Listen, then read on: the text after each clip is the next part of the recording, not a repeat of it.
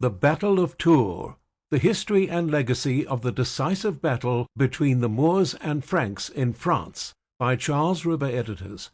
Narrated by Colin Fluxman. Introduction. The term Reconquista is a Spanish word transferred to the English language to represent the nearly 800 years in which the Moors and Christians struggled against one another for control of the Iberian Peninsula. Although the phrase typically refers to the time when the numerous Christian kingdoms mobilized to overthrow the Islamic caliphates set up in the peninsula, the term can additionally be used to refer to the entire situation starting in the 8th century, when Islamic civilization slowly moved out of North Africa across the Mediterranean Sea and into southern Iberia. Not surprisingly, three religions attempting to coexist during medieval times resulted in nearly incessant conflicts marked by high taxation, disparate societies, rigid cultural controls, and systemic violence.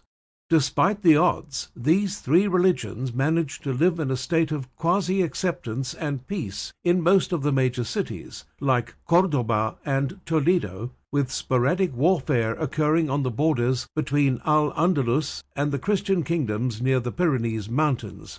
Muslims, Christians, and Jews would attempt to reorganize their societies several times over the centuries through warfare, always with Jews on the lower rungs and Christians and Muslims fighting it out above them. Though it's often forgotten today, the fighting that took place during the Reconquista was not originally driven by religion.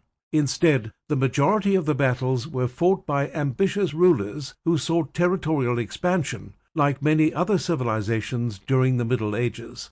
In fact, the Reconquista would not gain its unique religious flavor until the 13th century, when the territories that would become Castile and Aragon drummed up religious fervor to achieve its aims, and gained papal support from Rome.